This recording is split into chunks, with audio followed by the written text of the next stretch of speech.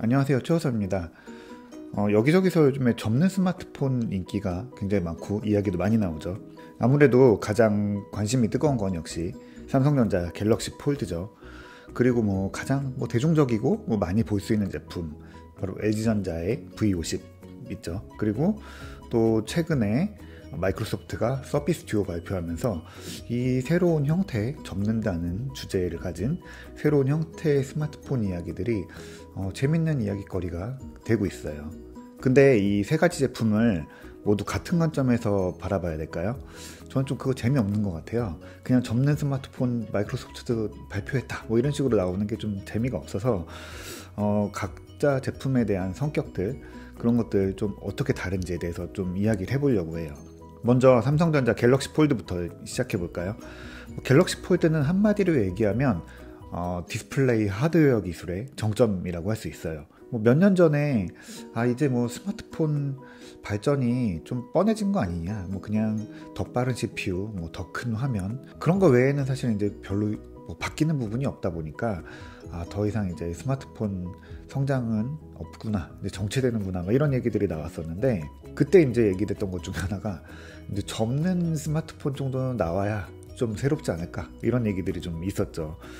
아무래도 접는 거에 대한 거는 옛날에 모토로라가 이제 스타텍이라고 접는 휴대폰을 내놓으면서 그때 그게 굉장히 좀 충격적이었었거든요. 접어서 이렇게 주머니 넣는 그런 컨셉이 굉장히 좀 혁신적이랄까요, 충격적이랄까요, 휴대전화에 대한 패러다임을 바꾸기도 했었죠. 그게 그러니까 그 정도의 변화는 있어야 스마트폰이 좀 새롭게 보일 거다 이런 얘기들이 나왔던 것 같아요. 근데 이거 정말 될 거라고 다들 생각하셨었나요? 저는 사실 이거 진짜 접는 화면으로 스마트폰 나올 거라고 생각 거의 못 했었거든요.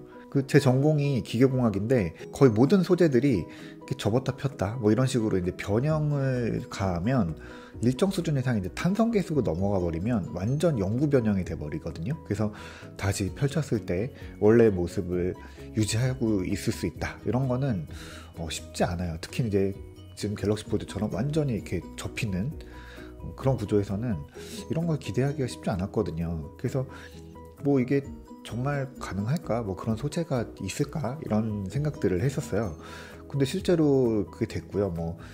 품질에 대해서 약간 얘기들이 있긴 하지만 그래도 이 정도면 훌륭하다라는 평가들을 충분히 받고 있죠. 상용화에 훌륭하게 성공을 했고 지금도 물량 나오면 그냥 몇 분 안에 끝나죠. 중요한 건 이제 사용성인데, 삼성은 왜 접어야 되는지, 접는 스마트폰 어떻게 쓸 건지 이런 문제를 되게 간단하게 풀어냈어요. 사실 이 접는 스마트폰에 대한 처음 수요가 어디서 나왔냐면 스마트폰이랑 태블릿을 같이 가지고 다니는 거에 대한 좀 불편함이 있었죠. 그래서 하나로 이렇게 접었다가 접으면 스마트폰이고 피면 태블릿 되는 거 아니냐, 이런 아이디어에서 이제 접는 스마트폰에 대한 아이디어, 연구 이런 것들이 시작됐는데 그걸 그냥 간단하게 풀어버린 거예요. 그래서 접었을 때는 스마트폰이고 펼쳤을 때는 안드로이드 태블릿 같은 형태가 되는 거죠. 그래서 그냥 태블릿판 안드로이드 UI, UX 이런 것들을 거의 그대로 쓰면 돼요. 물론 삼성이 그걸 좀 손대고 화면 어떻게 쓰일지에 대한 고민이 있긴 했지만 근본적으로는 사람들이 기대하는 거는 그냥 여기에 태블릿 OS만 올라와도 충분히 좋다라고 느끼게 되는 거죠. 물론 저는 기기를 따로 쪼개서 쓰는 것도 좋아하긴 하지만 그렇게 같이 하나로 가져다니면서 쓴다는 게 굉장히 큰 만족도를 주는 것 같아요. 두 번째는 이제 LG전자 V50인데요. 이거는 사실 접는 스마트폰이라기보다는 접을 수도 있는 듀얼 스크린, 화면 2개짜리 스마트폰 이런 쪽에 조금 더 가깝죠. 접는 디스플레이에 대한 기술적이거나 비용적 이런 부담 대신에 좀 그냥 멀티태스킹, 한 번에 2가지, 3가지 일을 좀 쉽고 편하게 할 수 있는 그런 수요에 맞추기 위해서 그거를 독립된 화면 2개로 풀어낸 거죠. 한마디로 얘기하면 스마트폰 2개를 쓰는 느낌을 만드는 하나의 기기인 거죠. 이게 어쨌든 기술적으로는 폴더블 이런 거보다는 상대적으로 좀 쉬울 거예요. 그냥 보조 디스플레이 하나 더 붙이는 거니까요. 그런데 이거는 조금 운영체제 UI를 손봐야 되는 거예요. 운영체제 UI, UX 이런 게 제품의 가치를 크게 결정하는 모델이거든요. 그러니까 앱을 어느 화면에 어떻게 띄울지, 뭐 위 화면과 아래 화면, 뭐 왼쪽 화면과 오른쪽 화면을 어떻게 쓸지, 이런 것들을 굉장히 많은 시나리오랑 편하게 쓸 수 있는 방법들을 운영체제 안에서 제안을 꾸준히 해줘야 된다는 거죠. 그러니까 예를 들어서 뭐 위에는 게임 화면이 뜨고 아래에는 게임 컨트롤러가 뜨는 뭐 그런 구조들도 이 방법 중에 하나인 거죠. 뭐 생각보다 시나리오들은 계속 많이 나오는 것 같고요. LG도 이 아이디어들 같은 것들을 소프트웨어적으로 계속 좀 많이 적극적으로 풀어내는 것 같아요. 뭐 굉장히 저는 이거 좋은 접근이라고 생각하거든요.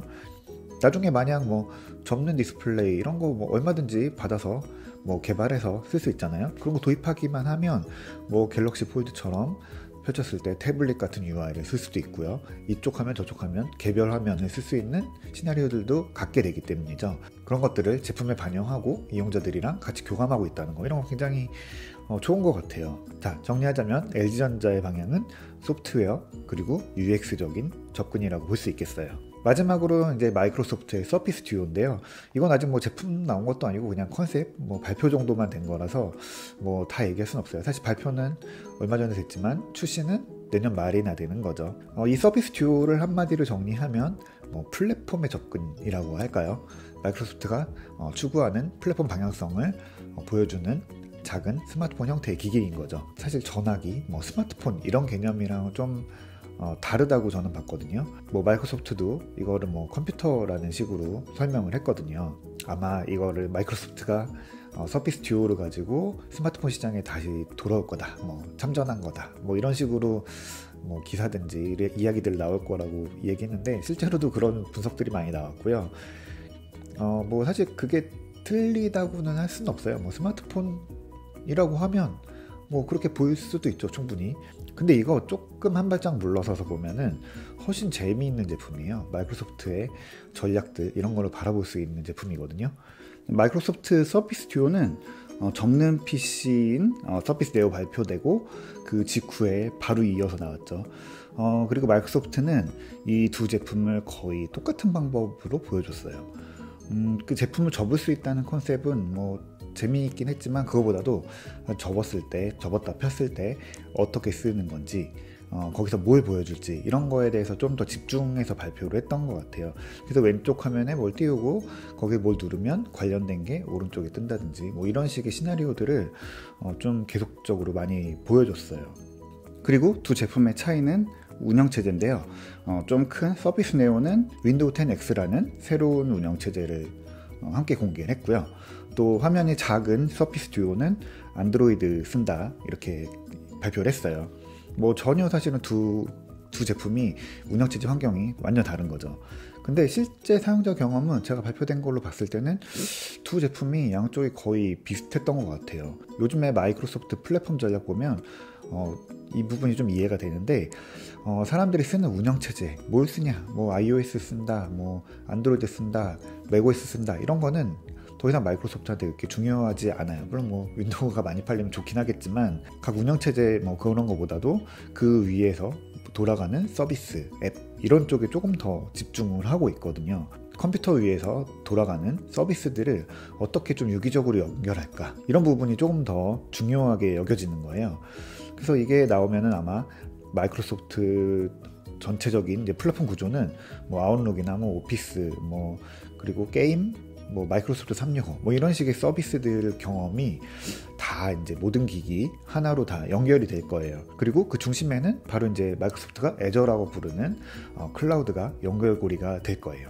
그러니까 뭐 PC에서 뭐 워드 문서를 만들다가 그냥 뭐 특별히 뭐 하지 않아도 바로 나와서 뭐 주머니에서 서피스 듀오 꺼내면 작업하던 내용들이 뭐 그대로 거기 화면에 보이기도 하고요. 이쪽에서 뭐 녹음을 하면 뭐 윈도우에 그대로 파일이 올라가 있다든지 뭐 이런 식의 이제 연결이 매끄럽게 되는 거예요. 이게 이제 애플이 아이클라우드로 뭐 일부 어느 정도 하고 있는 부분이죠. 이거 뭐 모든 기기의 작업 파일, 작업 환경이 다 하나로 동기화되는 거예요. 뭐 우리가 쓰는 모든 기기에 다 마이크로소프트 플랫폼으로 연결될 수 있게 뭐 그렇게 만들겠다는 거죠. 그래서 결국에 이제 서피스 듀오 역할은 전화도 되는 작은 컴퓨터, 단말기 뭐 이런 식에 가까운 거죠. 전화는 왜 넣었을까요? 뭐 바로 이 제품 크기가 전화기 스마트폰 사이즈니까 그럴 거예요. 뭐 스마트폰이랑 서피스 듀오 같이 갖고 다니는 것도 좀 말이 안 되잖아요. 전화 기능을 넣었을 뿐이죠. 전화가 되는 컴퓨터 뭐 이런 식으로 보는 게 조금 더 맞는 것 같아요. 그리고 이 기기가 진짜 생명력을 가지려면 어쨌든 계속 네트워크 연결이 돼 있어야 되잖아요. 뭐 LTE, 5G 뭐 이런 식으로 이제 항상 온라인 될 수 있는 그런 기기적 조건, 온라인 조건이 필요한 거죠. 물론 뭐 여기에 스마트폰 시장 다시 들어가고 싶다 뭐 이런 거에 대한 욕심도 있기는 하겠죠. 근데 그거는 뭐 운영체제 지배력이나 뭐 윈도우 뭐 점유율을 올리고 뭐 이런 건 아니고요.